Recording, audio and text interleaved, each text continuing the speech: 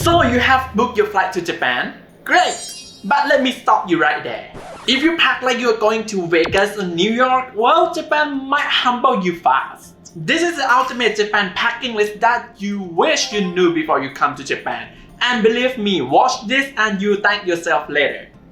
First one, a compact or maybe a foldable tote bag. The laws has been changing and in Japan, in supermarket or in the convenience stores, they don't hand out the plastic bags anymore.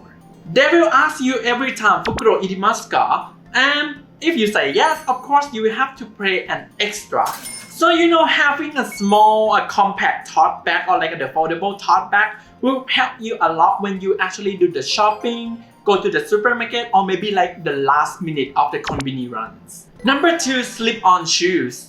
You might have to take off your shoes more than you ever thought in Japan. At the temples, at the traditional restaurants or cafe, or maybe at even some hotels. Don't be that person awkwardly wrestling the high top sneakers at the hallway. Just make sure to bring on some slip-on shoes or shoes that you feel comfortable with because you might be walking a lot, and in Japan people walk a lot too. Your feet and your dignity will thank you for this tip. If you're staying in the hotel, then you might get like a small slipper as well, but somehow it might not fit your feet. So if you want to go to the convenience store at night, then I would recommend you to bring the slippers just in case too. Number 3, a tiny trash bag. This might sound weird, but in Japan, public trash cans are rare unicorns. Let's imagine that you get like an onigiri and maybe like a bottle of tea. You finish it, but you don't have anywhere to throw out. So you might want to bring like a small plastic bag that is foldable and keep it in your backpack. And of course, you can use the plastic bag that you bought from like the convenience stores or the supermarkets as well. Ziploc is also one of the good options if you don't want the trash or the litters come out when you're actually traveling around. And trust me, for this you will use it almost every day. Number 4, medication and travel kit. Japanese pharmacies and drugstores are great, but if you get sick and you don't speak Japanese, it's stressful. You might want to bring your OTC meds just in case you get sick, like just a little bit of sickness. Oh, and prescription meds. Well, Japan is kind of strict, so you might want to check the Japan embassy before you come.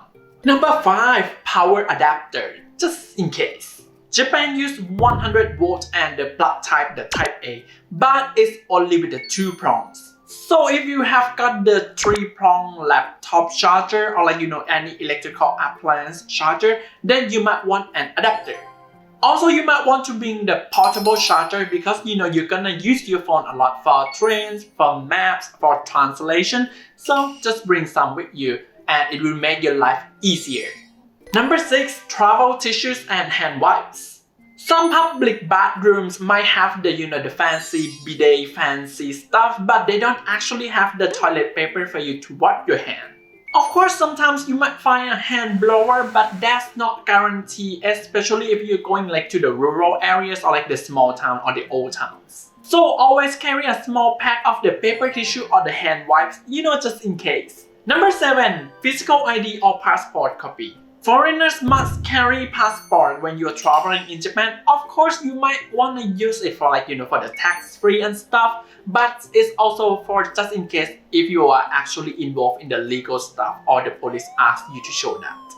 And it's also recommended that if you have at least the copy of the passport or the photo of your passport inside your phone, just in case you lose it or you didn't happen to bring it with you at that time, it will save you a lot.